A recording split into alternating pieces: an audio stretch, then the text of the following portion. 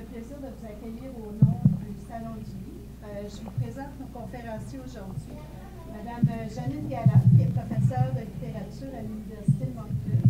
Elle a co-dirigé les ouvrages collectifs La modernité en Acadie et aussi l'œuvre littéraire et ses inachèvements. Et M. Maurice Raymond, qui est maintenant directeur du département d'études françaises de l'Université de Moncton. Et la thèse de doctorat de M. Raymond portait sur l'œuvre littéraire de l'écrivain acadien Ronald Lévy. Et donc, étant donné que c'est pas moi qui donne la conférence, je leur passe tout de suite la parole pour nous présenter leur ouvrage. Merci. Merci beaucoup. Donc, en fait, la conférence d'aujourd'hui, c'est qu'on voulait vous donner un peu une idée de comment ce dictionnaire se présente. Et donc, on va faire ça en plusieurs temps. Dans un premier temps, moi, je vais vous rappeler l'historique de ce dictionnaire. C'est un projet de très longue haleine, donc je vais essayer de rappeler un petit peu l'historique de la conception de ce dictionnaire, et puis également la façon dont il se présente ultimement.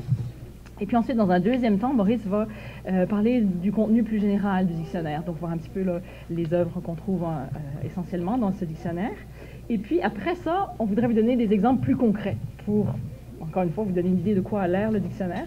Donc, je donnerai quelques exemples de romans, 3 romans en fait, donc d'articles sur des romans, et puis ensuite Maurice donnera quelques exemples d'articles sur des textes poétiques. Voilà. C'est pas du tout étonnant. Donc voilà. Donc juste pour vous rappeler un petit peu l'historique d'abord, c'est un projet qui date d'il y a très longtemps, ça fait peut-être à peu près 15 ans que l'idée était venue.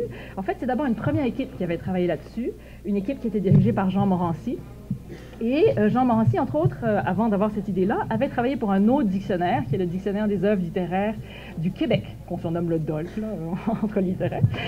Donc, lui, il avait déjà travaillé là-dedans, et il trouvait que pour l'Acadie aussi, en littérature, il y avait de quoi faire pour faire également un dictionnaire, et qu'il devrait y en avoir un, donc aussi, pour les œuvres littéraires de l'Acadie, puisque ça existe aussi dans d'autres domaines. Bien sûr, en littérature française, on a une quantité de dictionnaires d'œuvres littéraires, et donc justement québécoises. Il y en a un aussi maintenant pour la littérature franco-ontarienne. Donc, on trouvait il en fallait un pour la littérature acadienne. Donc, c'est cette première équipe qui a eu l'idée d'abord. Et il faut dire aussi, c'est elle qui a posé vraiment les premiers jalons du dictionnaire, notamment trier un peu les œuvres, choisir quelles seraient les œuvres qui devraient figurer dans un dictionnaire comme celui-là. Et ils ont aussi eu l'idée déjà de commencer à faire des articles de taille différentes selon l'importance des œuvres. Donc des œuvres qui seraient vraiment jugées très importantes dans l'histoire de la littérature acadienne, etc. Qui auraient des articles vraiment substantiels, donc qu'on appellerait des œuvres majeures. Ensuite, il y aurait des œuvres dites importantes, donc peut-être pas majeures, mais quand même qui méritent aussi un développement important, une analyse importante, donc des articles encore assez substantiels, mais un peu plus courts. Et puis, une dernière catégorie qui serait des œuvres moins importantes, mais quand même qui méritent d'être au moins résumées ou présentées dans le dictionnaire. Donc, c'est cette première équipe qui a commencé à faire ces catégories, puis à essayer de choisir des œuvres qui pourraient entrer là-dedans. Et c'est cette première équipe aussi qui a commencé à élaborer une sorte de protocole de rédaction également. Donc, évidemment, on remercie Jean Morancy et son équipe qui a commencé ça. Nous, après, Maurice et moi, on a pris le relais pour surtout arriver à la production du dictionnaire, pour arriver donc à voir cette chose-là, ultimement. Et pour ce faire, on a surtout fait appel à de très nombreux collaborateurs pour écrire les articles sur les différentes œuvres du dictionnaire, dont une collaboratrice qui est dans la salle, Pénélope Cormier. Donc, voilà, une de nos précieuses collaboratrices. Et en tout, en fait, on a eu 67 collaborateurs pour écrire des articles, donc des gens évidemment de l'Acadie, mais aussi ailleurs au Canada, des États-Unis, de la France, de l'Allemagne. Donc on a vraiment essayé de chercher tous les gens qui travaillaient sur la littérature acadienne et qui pouvaient éventuellement écrire au moins un article, et parfois plusieurs, sur des œuvres donc acadiennes. Donc on remercie aussi tous ces collaborateurs qui ont permis d'aboutir au dictionnaire. Et alors je rappelle donc que c'est un dictionnaire par œuvre littéraire et non pas par auteur.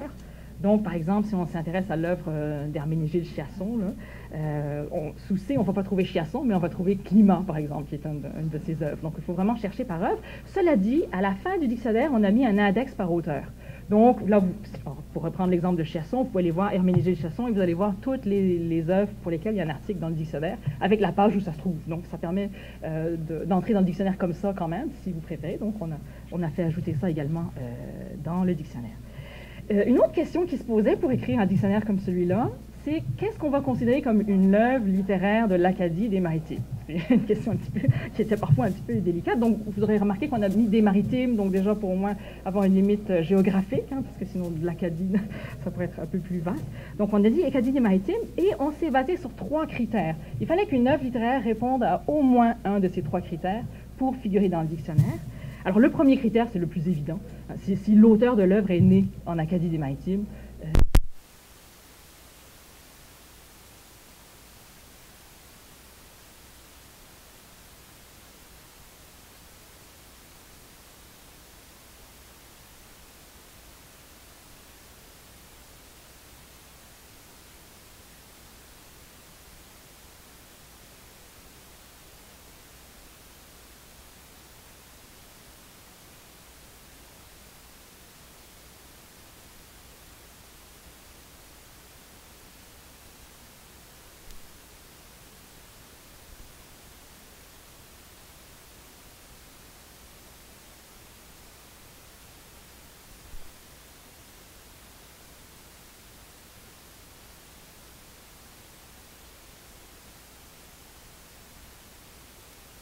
mais son ouvrage, Fait récolte, est paru à Personnage, donc une édition de l'Acadie des Maritimes. Donc, c'est pour cette raison qu'il est intégré dans le dictionnaire. C'est à cause donc de ces critères-là. Donc, en général, c'est ça qui a dicté un peu le choix. Maintenant, c'est sûr qu'on ne pouvait pas mettre des articles sur toutes les œuvres de l'Acadie des Maritimes. On n'aurait jamais eu de dictionnaire, là. C'est vraiment très vaste. Donc, il a fallu faire des choix. Et parfois, il faut le dire aussi, il y a certaines œuvres qu'on aurait voulu voir dans le dictionnaire, mais ultimement, on n'a pas pu trouver un collaborateur pour écrire l'article. Donc, on a dû les sacrifier parfois pour des raisons pratiques comme ça. Donc, ça, hélas, bon, c'est les aléas de ce genre de projet-là. Donc, il y a parfois quelques œuvres qui, normalement, auraient dû figurer dans le dictionnaire, mais pour des raisons pratiques, ont ultimement été exclues. Toutefois, à la fin, on a quand même plus de 200 œuvres pour lesquelles il y a un article dans le dictionnaire. Donc, on espère que ça va quand même donner une bonne idée là, de la variété des œuvres acadiennes. Et puis, la façon dont les articles se présentent, alors surtout pour les œuvres qui sont importantes ou majeures, on a carrément divisé les articles en 2 parties. Donc, et là, on a changé de caractère aussi. Donc, quand vous avez un article pour une œuvre, vous avez d'habitude d'abord une partie en caractère gras, et ça donne les informations générales sur l'œuvre. Donc, par exemple, si c'est un roman, le résumé de l'intrigue, est-ce que le roman a reçu des prix, comment il a été reçu par la critique en général, donc des informations de base. Et après ça, dans un deuxième temps, là, le collaborateur pouvait aller plus en profondeur dans l'article. Donc, faire vraiment une analyse, hein, et ça, c'est en caractère normal. Mais ça permet de bien diviser. Comme ça, si vous voulez juste rapidement savoir l'œuvre, de quoi elle parle, vous pouvez regarder seulement la partie en caractère gras d'abord, et puis après, pour aller plus en profondeur, là, on peut aller dans la partie interprétative. Alors, tout à l'heure, on vous donnera des exemples. Vous verrez un peu la différence entre ces 2 parties, là, avec les exemples qu'on donnera tout à l'heure.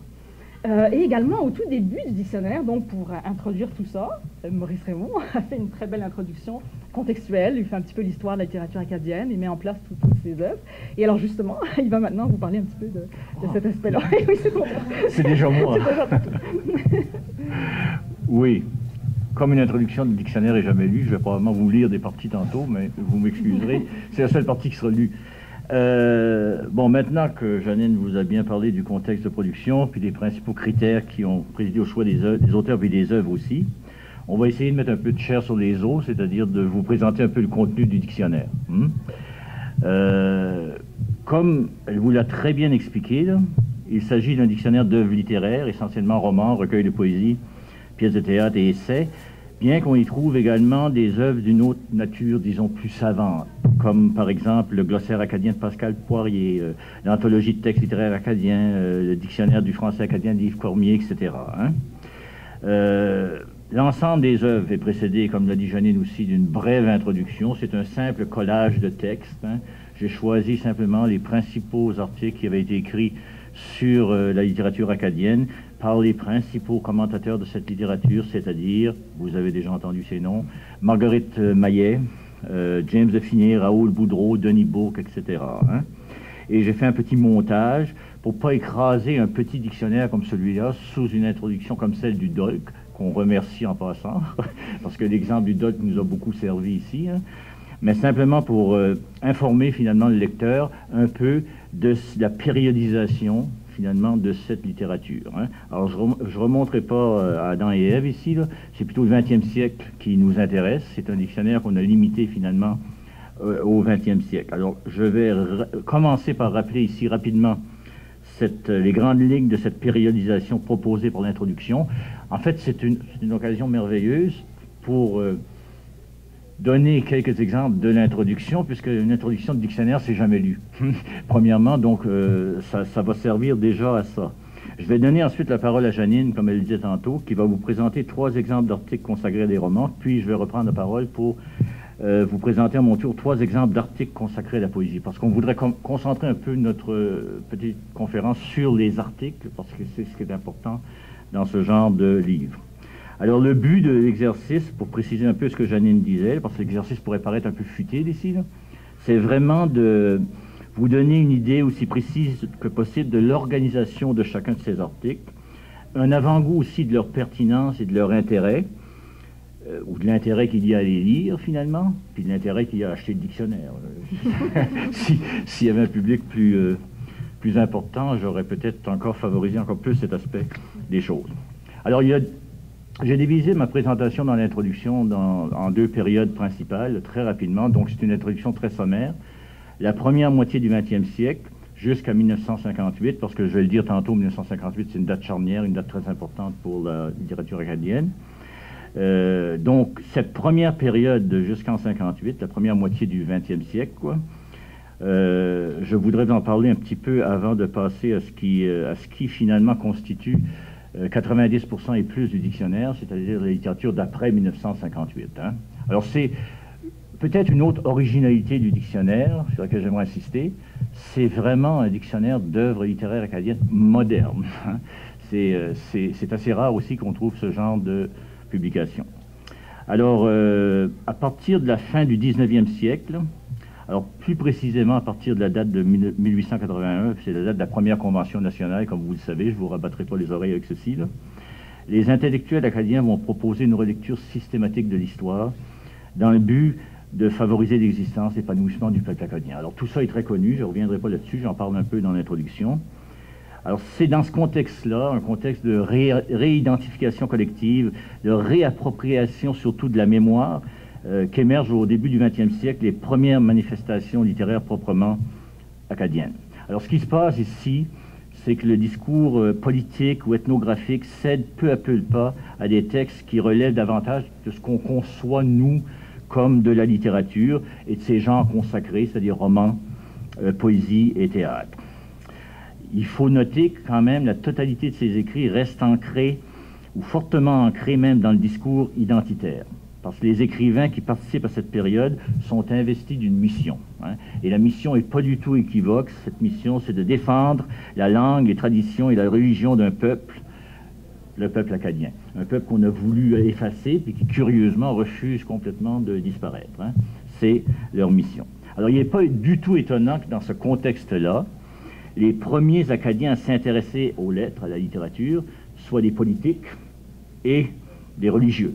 C'est pour ça qu'on trouve tant de politiques et de religieux jusqu'en 1958 dans la littérature acadienne. Le doyen, l'acteur principal ici, littéraire et politique, c'est vraiment le sénateur Pascal Poirier, dont vous avez sûrement entendu au moins le nom, hein, qui est né en 1859, qui est mort en 1933. Alors la contribution de Poirier à la littérature acadienne naissante est vraiment majeure, c'est la plus importante. Hein. Littérature au sens évidemment ici très très large. Hein. En 1928, dans le parler franco-acadien et ses origines, il fait appel à une très vaste érudition, finalement, à son expérience d'essayiste, qu'il a acquis au cours de plusieurs essais, pour se porter à la défense de la langue française, excusez le lapsus, de la langue acadienne, considérée à l'époque, évidemment, comme un patois. Alors, ce livre, c'est une tentative exaltée de réhabilitation de la langue acadienne. C'est un vibrant éloge aussi du peuple acadien, de sa spécificité, hein, le livre de Pascal Poirier. Alors, dans le sillage de cette entreprise, finalement, Pascal Poirier va écrire son œuvre principale, qui est vraiment le glossaire acadien. C'est le premier dictionnaire du français d'Acadie, publié en feuilleton dans l'Évangéline de 1927 à 1932, qui méritera d'ailleurs une édition critique en 1993 de Pierre M. Gérin, un professeur à l'Université de Moncton. Alors, à côté de Poirier, à côté de celui que Marguerite Maillet va qualifier de lutteur infatigable, il va y avoir d'autres écrivains qui vont participer à cette première période, à cette première phase de la littérature acadienne. Il faut en nommer quand même quelques-uns. Bon, ce sont des écrivains qui vont y participer d'une manière beaucoup plus péniblement au niveau littéraire, avec beaucoup moins de panache que Pascal Poirier, mais qui vont contribuer. Il y aurait quand même à nommer, par exemple, André Tadé-Bourque. C'est un contemporain de Poirier qui va publier en 1911 un recueil de récits intitulé « Chez les anciens Canadiens, causerie du grand-père Antoine ». Le recueil en question a le mérite d'être un des premiers écrits consacrés à la culture populaire en Acadie. Il faudrait surtout rappeler aussi l'œuvre d'un autre sénateur qui va succéder à Poirier au Sénat canadien, soit l'œuvre d'Antoine J. Légère. Lui, c'est un nationaliste engagé, militant, qui vient tardivement à l'écriture, et comme c'est souvent le cas pour tous ces gens-là, qui vient tardivement à l'écriture, puis qui ne vient pas du tout à l'écriture par vocation. Et il vient à l'écriture par devoir. Alors son premier roman, Elle et lui, tragique idylle du peuple acadien, publié en 1940, met en scène le drame de la déportation. Ce sera également le thème de son deuxième roman, Une fleur d'Acadie, un épisode du Grand Dérangement, publié en 1946. Alors, essentiellement, Antoine Légère, considère qu'il est impérieux de se mettre au service des Acadiens, et je cite Légère lui-même, pour prendre leur part et épouser leur cause devant l'histoire. Alors, ça résume assez bien l'attitude de beaucoup de ces écrivains de l'époque. Finalement, je m'en voudrais de ne pas préciser qu'un roman fait tout à fait exception ici, un roman de mœurs, qui se distingue nettement de la production idéologique et patriotique de l'époque. Il s'agit de L'Enfant Noir, roman assez célèbre maintenant, publié par Donna Coste en 1950, dont l'action se déroule dans la région de Lévis, et qui essentiellement dénonce les institutions sociales, politiques et religieuses du Québec, au milieu du XXe siècle. Alors c'est une œuvre contestataire, qui est très inégale, qui a été accueillie plutôt mal par la critique québécoise à l'époque, mais comme le précise Berthilde Beaulieu, qui est l'une des collègues ici de l'Université de Moncton-Achipagan, dans l'article justement consacré à l'enfant noir dans notre dictionnaire, et je cite Berthilde Beaulieu, « Tous reconnaissent les dons littéraires de Cosse, mais soutiennent que son roman aurait dû être révisé ou censuré. » Alors, il n'en reste pas moins que le roman de Cosse, c'est une promesse plus spécifiquement littéraire, entre guillemets, du talent acadien. C'est comme ça qu'on le reçoit aujourd'hui.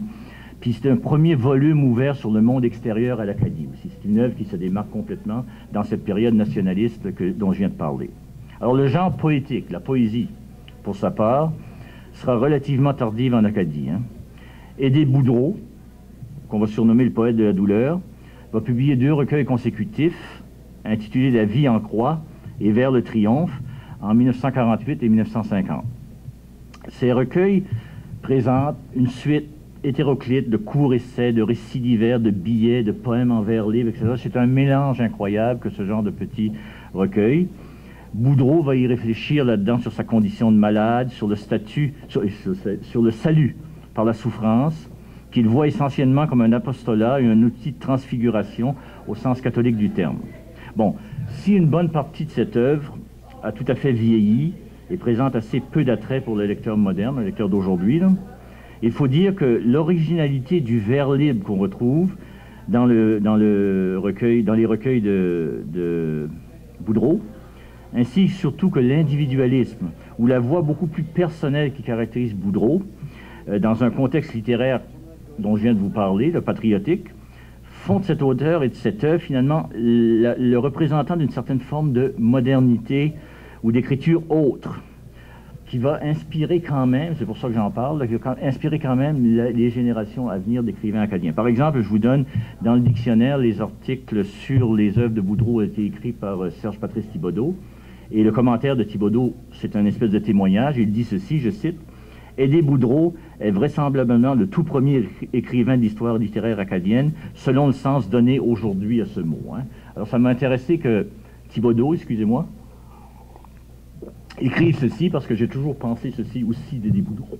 C'est un écrivain vraiment à part qui mérite le détour. Toutefois, c'est pas du tout la voix originale et torturée d'Aidé Boudreau qui va être la voix poétique de sa génération. La voix poétique de sa génération, celui qu'on considère comme le poète national à l'époque, c'est Napoléon Landry, le père Napoléon Landry, celui qu'on a surnommé le père Nap. Alors le père Nap va publier 2 recueils consécutifs, soit Poèmes de mon pays et Poèmes acadiens, respectivement en 49 et en 1955. Alors cette œuvre, c'est essentiellement le véhicule de l'idéologie officielle. L'œuvre s'attache essentiellement à faire revivre les grandes périodes de l'histoire acadienne. Elle a perdu beaucoup de son intérêt, de son attrait pour un public moderne. Comme le précise bien Marguerite Maillet, le but avoué de son auteur est, et je cite, de susciter chez les jeunes une fierté légitime. C'est à eux qu'il appartient de perpétuer les gloires et les traditions des aïeux dans cette Acadie qui ne saurait mourir. Fin de la citation.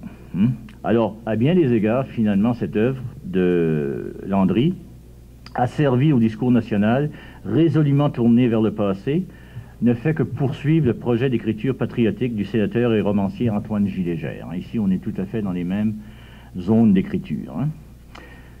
C'est un peu rapide, là, mais la deuxième moitié du XXe siècle, la littérature moderne, elle commence bizarrement en 1958, 3 ans après la publication du 2e recueil du père Napoléon Landry. Alors en 1958 sont publiées 2 œuvres qui viennent rompre complètement avec cette image d'une Acadie stagnante et figée dans le mythe. Soit Silence à nourrir de sang, de Ronald Després, sur lequel j'ai beaucoup travaillé personnellement, et Pointe au coq d'Antonine Maillet, excusez lapsus. Alors ces œuvres inaugurent à bien des égards la littérature acadienne contemporaine et enclenchent un véritable processus de démythification de l'Acadie. Alors la première œuvre, celle de Després, par son refus de finalement de ce que Manon Lapara a appelé les vieilles vêtures mythiques acadiennes, c'est-à-dire l'Acadie n'est pas du tout présente dans l'œuvre de Després, ou à peu près pas dans l'œuvre de Després.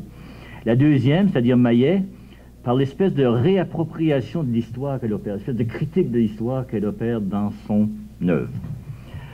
Alors je ne vous présenterai pas ces œuvres-là d'une façon exhaustive.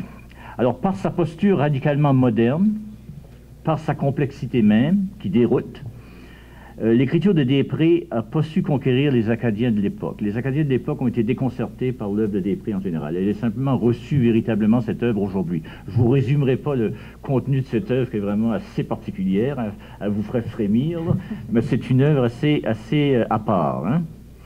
Il va rester toutefois Després, il va rester un modèle pour les jeunes écrivains des années 70. Par exemple, il va y avoir un numéro de la revue de l'université consacré à la poésie acadienne et à la littérature acadienne en 72. Il va y avoir à la fin de ce numéro-là un dossier Ronald Després et un dossier Raymond-Guy Leblanc. Pourtant, on n'a pas lu véritablement Ronald Després. C'est vraiment parce que c'est un auteur qui a été consacré au Québec et pour ça, il devient extrêmement important au début des années 70. Par contre, Antonine Maillet, dès son premier roman, construit un univers, elle, beaucoup mieux adapté au lectorat acadien et même au lectorat québécois.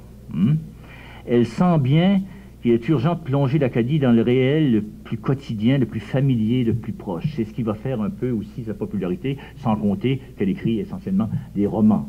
Au début, elle pas des romans et des pièces de théâtre. Alors ça aussi, par rapport à Després, la poésie, par rapport aux romans et au théâtre, c'est compréhensible. Alors, l'utilisation que fera aussi Maillet dans les œuvres qui vont suivre, de la chronique populaire et de la langue orale, contribuera grandement à son succès. Alors, une de ses œuvres emblématiques, bien sûr, la Sagouine, sur laquelle on a un excellent article dans le dictionnaire de James Finney.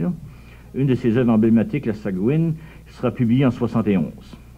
Alors, vous la connaissez, c'est une simple suite de monologues écrits à l'origine pour la radio et adaptés pour le théâtre. Cette œuvre rendra son auteur célèbre du jour au lendemain en Acadie, au Québec et dans tout le Canada, finalement. Elle met en scène, comme vous le savez, une vieille femme de ménage qui réfléchit tout haut au sort réservé aux petites gens de son pays disparu, dans une langue, et je cite Raoul Boudreau, dans une langue colorée et franche qui lui permet d'en laisser entendre beaucoup plus qu'elle n'en dit. Et Raoul Boudreau, d'ailleurs, va préciser, l'œuvre agira comme une monumentale prise de conscience pour les Acadiens, au point de vue politique, linguistique et artistique, et deviendra un repère fondamental de la naissance de la littérature acadienne moderne. Alors, un autre repère fondamental de la naissance de cette littérature est sans nul doute la création, un an plus tard, en 1972, des éditions d'Acadie. Et l'apparition, bien sûr, successive de ceux qu'on considère comme les 3 recueils fondateurs de la poésie acadienne moderne, soit Cris de Raymond-Guy Leblanc en 1972, Acadie Rock de Guy Arsenault en 1973 et Mourir à Scodouk d'Herménégilde Chasson en 1974.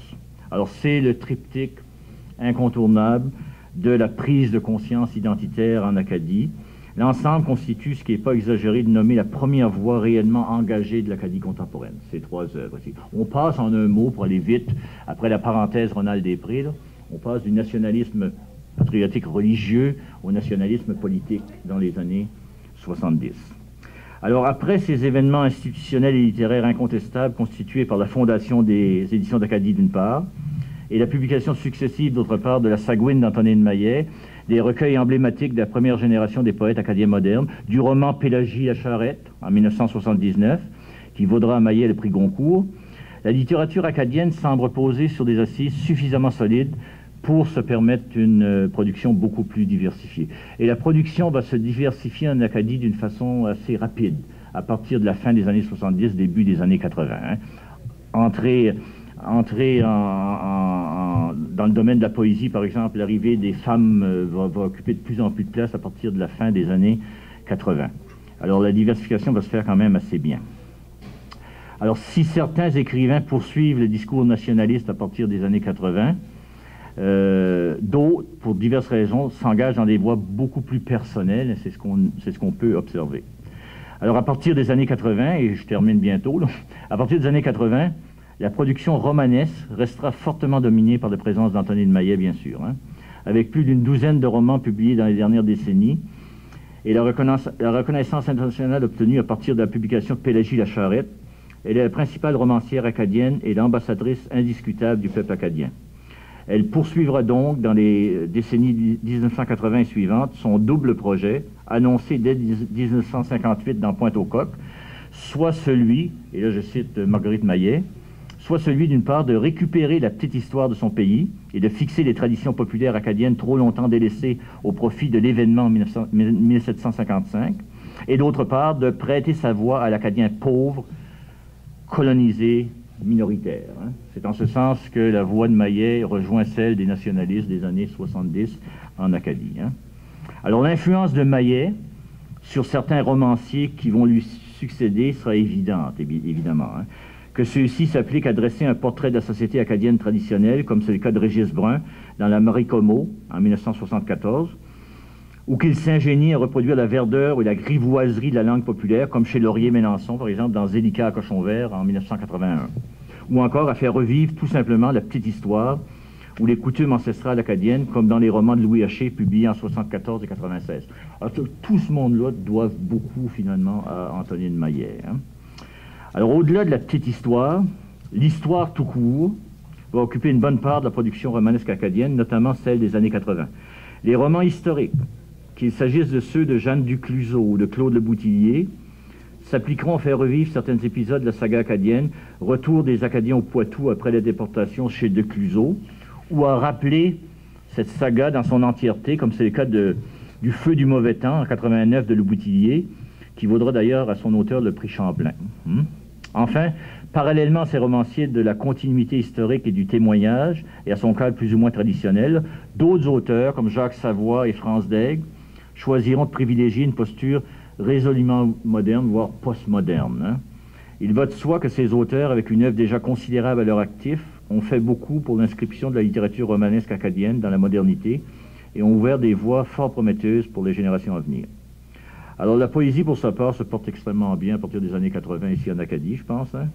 Dans les années 80, même à partir de la fin des années 80 surtout, Gérald Leblanc reprendra à sa manière, lui, le flambeau de la poésie militante des années 70. Dans une espèce de critique systématique, virulente de l'establishment acadien et des conventions de toute nature. Alors, poète essentiellement urbain ici, il va faire de l'américanité son thème de prédilection et de Moncton, c'est ça le plus important, et de Moncton en particulier, le lieu emblématique d'une nouvelle conscience identitaire. Alors, lieu hautement paradoxal, à la mesure du vertige identitaire qui habite le poète acadien, Moncton devient le seul endroit possible, comme le précise souvent Chiasson dans son œuvre, où peut s'articuler finalement la conscience. C'est commun à Chiasson et à Gérald Leblanc, ceci. Alors dans les années qui vont suivre, Cette prise de parole sociale et politique sera en bonne partie assumée par Gérald Leblanc et Herménégilde Chiasson. Ce dernier, Chiasson et Herménégilde, devenir en fait, pour reprendre l'expression et les paroles de Raoul Boudreau, ici je cite, le prototype de l'artiste acadien moderne. Poète, essayiste, dramaturge, cinéaste et artiste visuel, et surtout porte-parole et défenseur d'une culture périphérique qui réclame sa place au soleil. Hein. Alors tout ce que cette littérature a de commun avec la littérature de la première moitié du XXe siècle, c'est que certains écrivains comme Chiasson viennent à la littérature par vocation. Ce ne sont pas presque naturellement des écrivains, mais ils ont décidé, pas par vocation, excusez-moi, par devoir. Ils ont décidé par devoir d'écrire. Alors finalement, si l'activité théâtrale en Acadie est fort importante, relativement peu d'auteurs ont vu leurs œuvres publiées, à l'exception bien sûr d'Antonine Maillet. Alors c'est un des problèmes du théâtre en Acadie, très peu de publications d'œuvres théâtrales. Hein. Pourtant, le théâtre est extrêmement vivant en Acadie. Alors, Maillet, elle, compte à son actif plus d'une douzaine d'œuvres, ce qui fait d'elle est de loin la dramaturge acadienne la plus prolifique. Hein. Parmi les œuvres des autres dramaturges acadiens, il faudrait quand même au moins nommer les pièces de Jules Boudreau, soit Louis Mailloux en 94 et Cochu le Soleil en 79. Également Tête d'eau en 74 toujours et le Djibou de Laval-Goupil en 75. Hein. Alors je terminerai simplement, comme je termine l'introduction dans le dictionnaire, en disant que la littérature acadienne, malgré son caractère récent, la précarité de sa situation en tant que littérature émergente dans un milieu minoritaire, semble particulièrement vigoureuse et diversifiée. Et c'est un peu le témoignage que ce dictionnaire veut être un vibrant témoignage un peu de cette diversité et de cette vigueur, finalement, de la littérature acadienne. Fin de la longue citation. Voici. Oui, donc maintenant, ce qu'on voulait faire, c'est peut-être vous donner quelques exemples, juste pour montrer un petit peu comment s'articulent les articles dans le dictionnaire. Donc moi, je vais donner 3 exemples de romans là, qui ont eu un certain retentissement. Et puis, Maurice donnera ensuite des exemples pour la poésie. Donc, le premier roman que je vais prendre, Maurice en a parlé tout à l'heure, c'est Pélagie la charrette d'Antonine Maillet, évidemment. Ça a vraiment donné un rayonnement, comme on sait, à la littérature acadienne. Donc, il y a un article évidemment très important et assez long sur Pélagie la charrette dans le dictionnaire. L'article est rédigé par Denis Bourque, qui est un grand spécialiste d'Antonine Maillet. Et alors, justement, dès l'entrée, donc là, c'est comme je vous disais tout à l'heure, ça se divise en 2 parties. Donc, il y a une partie caractère gras et l'autre partie, donc, plus approfondie en caractère normal. Donc, dès le début de la partie en caractère gras, pour donner une idée générale du roman, voici ce que dit Denis Bourque. Donc, je le cite, là. Premier et seul prix Goncourt canadien, 1979, ce roman a brusquement projeté son auteur et l'Acadie sur la scène littéraire française et internationale. De tous les livres consacrés à l'Acadie, c'est celui qui a connu le plus grand succès et le plus grand rayonnement, après Évangeline de Longfellow, bien sûr, poème qui a doté l'Acadie de son héroïne nationale et la littérature acadienne de son épopée fondatrice, et qui est intimement lié au projet d'écriture qui donnera naissance à plusieurs œuvres de Maillet, dont Pélagie. Donc, fin de la citation. Donc là, on a déjà l'idée, évidemment, de l'importance de cette œuvre et de ce fameux prix Goncourt, qui a changé beaucoup de choses pour Maillet et pour la littérature acadienne en général.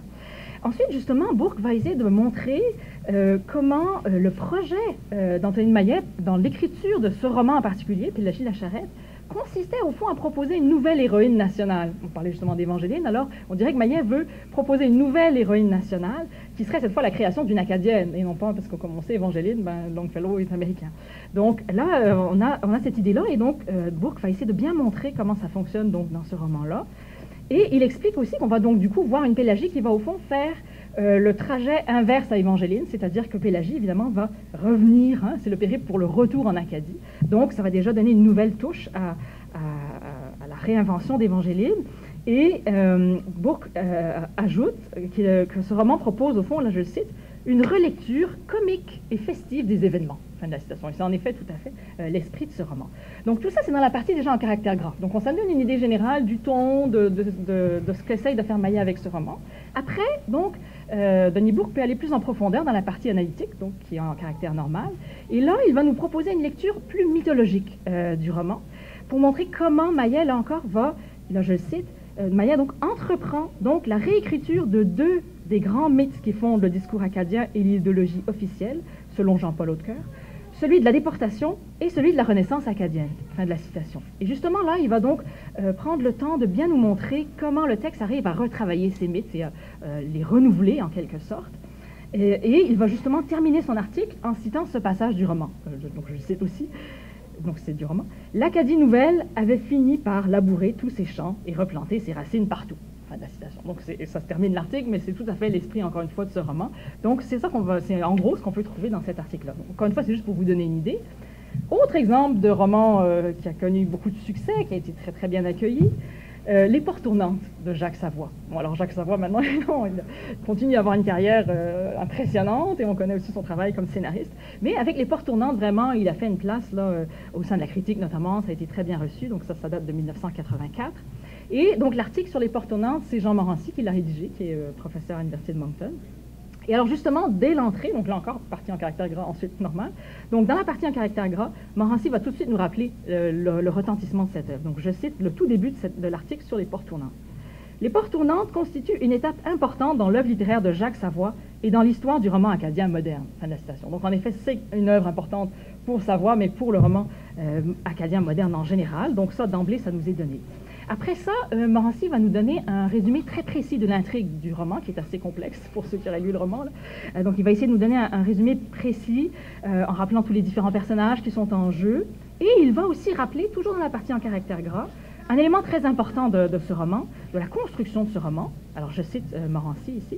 « Cette histoire émouvante est racontée de plusieurs points de vue.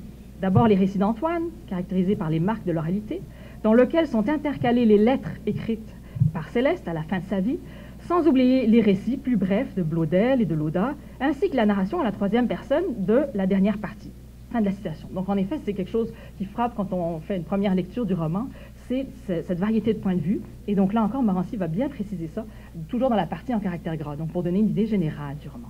Après ça, donc, il va aussi nous proposer donc, une analyse plus approfondie, où il va aborder plusieurs questions, mais notamment, là je le cite encore, la question de l'identité occupe une place essentielle dans le roman. Fin de la citation. Donc il va essayer de suivre ce filon-là, en passant les différents personnages et leurs différents troubles identitaires, et montrer donc précisément comment ça s'articule dans ce roman. Et il va ajouter ceci, je le cite à nouveau, « Cette recomposition de la famille disloquée permet aussi de saisir le message politique du roman. » Fin de la citation. Et notamment, donc pour lui, il y a vraiment une résonance politique dans le roman, et notamment à travers le personnage de Céleste Beaumont. Alors voici ce qu'il précise pour le personnage de Céleste Beaumont. Ce personnage constitue une représentation métonymique de l'Acadie, un peu comme l'était la figure d'Évangéline, encore, mais dans un sens beaucoup plus moderne et volontaire. Fin de la citation. Donc là encore, on aurait une Évangéline renouvelée, en quelque sorte, avec ce personnage en particulier. Et là, il va nous montrer encore très précisément comment on va voir ce renouvellement dans ce roman en particulier. Alors un dernier exemple, encore une fois c'est juste des exemples un peu au hasard, c'est juste pour donner un peu une idée. Alors un exemple peut-être d'une œuvre maintenant pas nécessairement majeure mais importante quand même, donc il y a un article encore substantiel avec deux parties. Le roman Du haut des terres d'Anne-Albert Lévesque, du Madawaska, qui paraît en 1988. Alors là c'est Éline Dokin-Goulou qui a écrit cet article, qui est un collègue du campus d'Edmundston. Et alors là encore, une fois, d'emblée, dans l'article, la partie en caractère gras, Dokin-Goulou va nous donner un aperçu général de l'œuvre, nous dire un peu en gros de quoi il s'en retourne, tout en soulignant aussi son retentissement ici. Alors je cite à nouveau vraiment le tout début de l'article sur Du haut des terres. Du haut des terres, deuxième roman d'Anne-Albert Lévesque, comporte 21 chapitres et un glossaire d'environ 5 pages. Il a reçu le prix littéraire France-Acadie en 1989. L'œuvre dépeint la vie des paysans d'un petit village du Madawaska au Nouveau-Brunswick, dont les activités s'articulent essentiellement autour de l'agriculture et de la pêche. Fin de la citation. Donc, là encore, on a une bonne idée, là, en gros, des thèmes principaux du roman, des prix qu'il a gagnés également, et un peu où ça se trouve dans l'œuvre aussi de l'auteur en particulier. Après ça, il y a aussi donc une partie analytique, et là, Dokin-Goulou va se pencher sur une thématique en particulier du roman. Alors, je le cite. La vente des terres du village et la transformation socio-économique qu'elle entraîne constituent les thèmes autour desquels se structure le récit. Fin de la citation. Et un peu plus loin, il va préciser ceci, je le cite encore. C'est essentiellement, à travers Titouan qu'Anne-Albert Lévesque rend compte des problèmes dont le Madawaska semble avoir été le théâtre. Le roman lui sert en fait de prétexte pour passer au crible les mutations qui ont affecté l'école, l'agriculture, la pêche, la vie religieuse, les traditions, le conflit des générations du Madawaska. Fin de la citation. Donc là, il va un peu plus en profondeur justement dans les thématiques qui sont abordées et le lien avec justement la région du Madawaska. Donc ça, c'était 3 exemples, mais il y en a évidemment beaucoup d'autres, mais juste pour donner un peu une idée donc, pour le roman. Et là, donc, Marie va faire un peu le même exercice, mais pour la poésie. Oui, parce que pour la poésie, on peut se poser la question, oui, mais est-ce qu'on fait la même chose, est-ce qu'on procède de la même façon? Puisque dans le résumé en caractère gras, au début pour un roman, on peut déjà résumer l'œuvre, etc. Alors, ce n'est pas le cas pour la poésie. Mais on peut procéder exactement de la même manière. Et c'est sur cette façon de procéder que je veux surtout insister ici. Alors, à tout seigneur, tout honneur, ici, j'ai choisi 3 œuvres au hasard, mais 3 œuvres bizarrement des années 90 ici. Hein. Alors, à tout seigneur, tout honneur, ici, 2 mots sur le premier article, finalement, à nous avoir été soumis pour notre dictionnaire, soit celui de François Paré. Hein, la réputation de François Paré n'est plus du tout à faire, sur une œuvre majeure du corpus poétique acadien, soit Complainte du continent de Gérald Leblanc, publié aux éditions Personnage et des Forges en 1993. Alors, dans le résumé, présenté en caractère gras au début de l'article, Paré commence par préciser que ce recueil est, et je cite, le reflet de 5 années d'écriture, 1988-1992, et qu'il s'impose avant tout comme un art poétique dans lequel le poète cherche à retracer l'origine et le sens de son œuvre.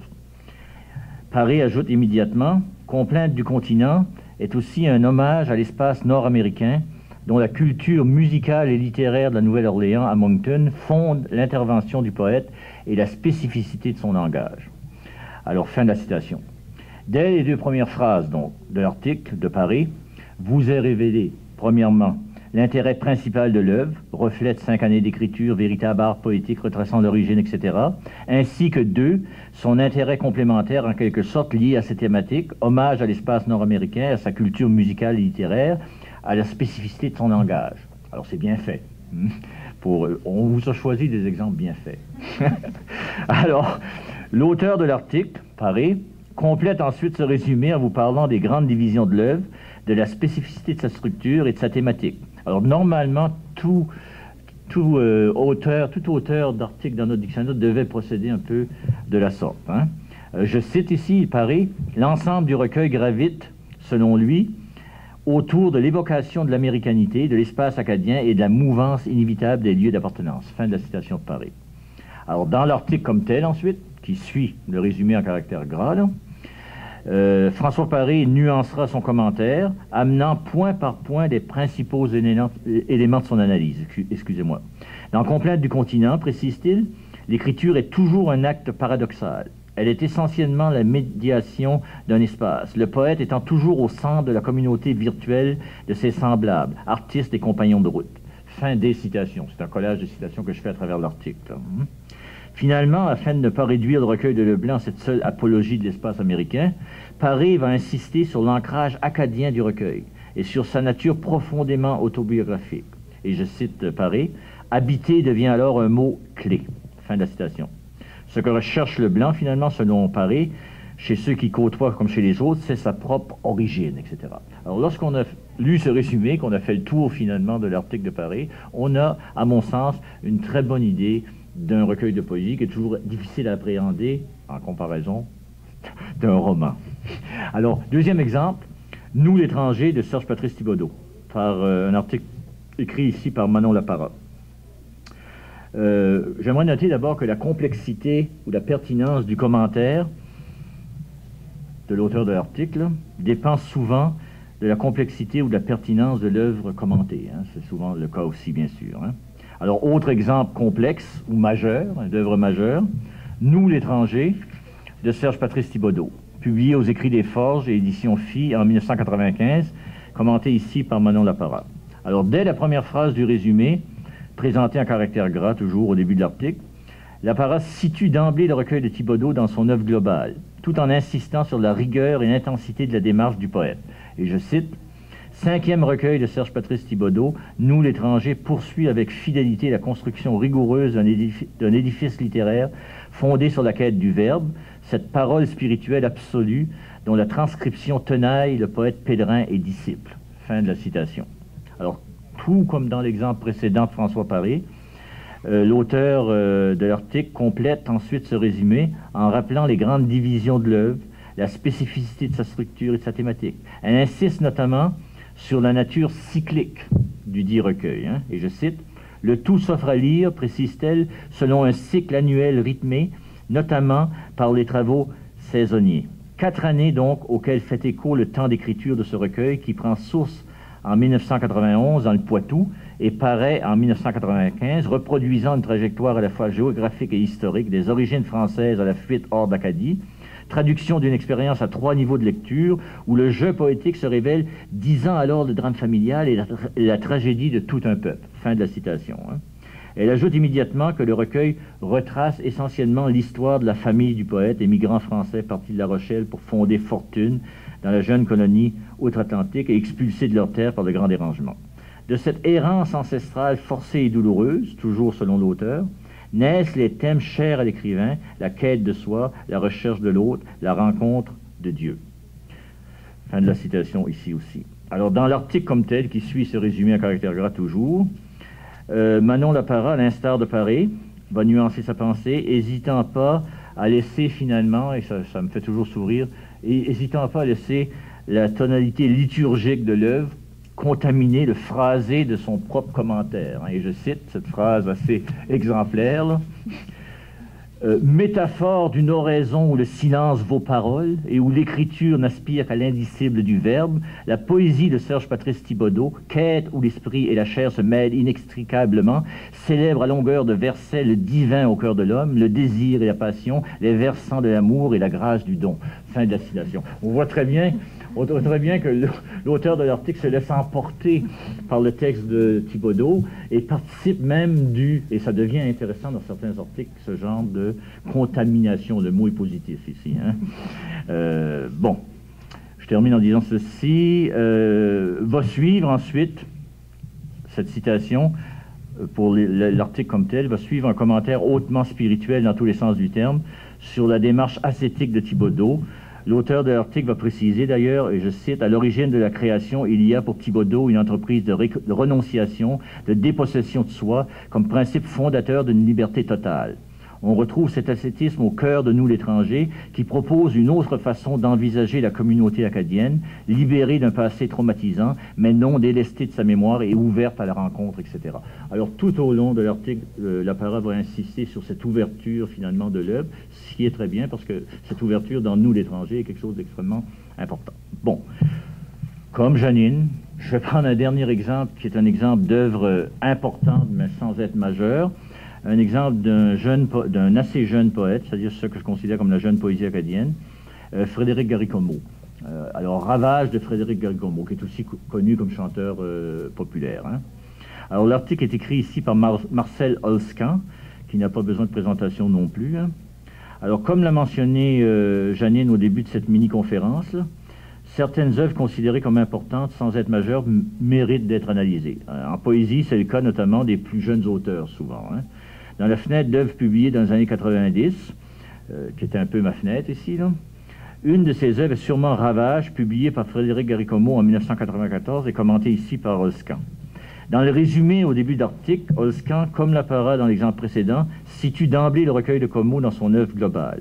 Je cite, « Plutôt dépouillé sous sa forme et sa structure générale, ce troisième recueil de Frédéric Garicommo, après Stratagème de mon impatience en 91 et Intouchable en 92, marque une évolution par rapport aux deux précédents, dans la mesure où il est constitué d'une suite de 62 très courts poèmes. » Alors, Olscan va insister ensuite sur la spécificité de l'œuvre, rappelant une chose plutôt courante chez les jeunes poètes acadiens québécois ou franco-ontariens, soit que, et je cite, la majorité des textes du recueil, plus de la moitié, sont dédicacés à des parents, à des proches, à des stars du cinéma, Jane Birkins, Leonardo DiCaprio, ou surtout à des amis écrivains, Claude Beausoleil, Nicole Brossard, Roméo Savoie, France Blais, etc. Quiconque a feuilleté un recueil de la jeune poésie acadienne, les dédicaces, on les voit absolument partout.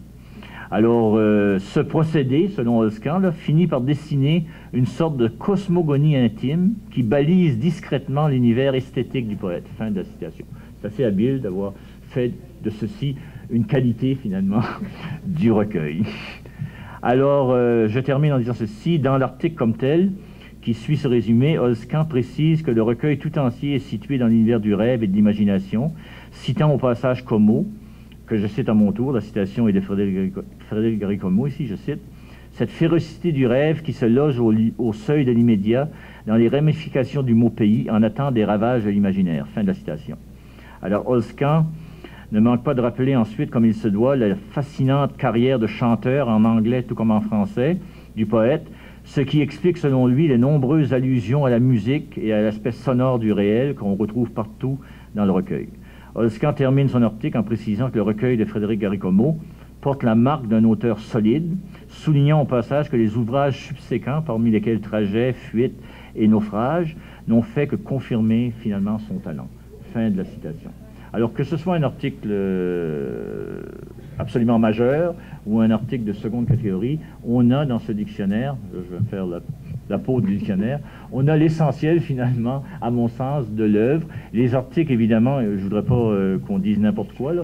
Les articles du dictionnaire, pour ceux qui l'ont consulté, sont quand même inégaux. Il y a des articles qui sont peut-être un peu moins convaincants que d'autres, mais en général, c'est le but qu'on voulait atteindre en proposant aux auteurs de travailler de cette manière-là. Et encore une fois, on a souvent oublié de le faire, mais je remercie beaucoup le DOLC pour l'exemple qu'il nous a donné finalement, sans lequel on n'aurait pas pu travailler ici, puisqu'on n'avait pas d'équipe finalement, lorsqu'on a co-dirigé ceci, on était vraiment moi et Janine, et on n'avait pas d'équipe de travail autre que du bénévolat. Je te laisse terminer. Donc, c'est ça, on voulait vous donner une idée un petit peu de ce dictionnaire. Puis, comme disait Maurice tout à l'heure aussi, on espère que ça va être un témoignage de la richesse du patrimoine littéraire acadien aussi, ce dictionnaire. Et donc là, je ne sais pas si vous avez des questions.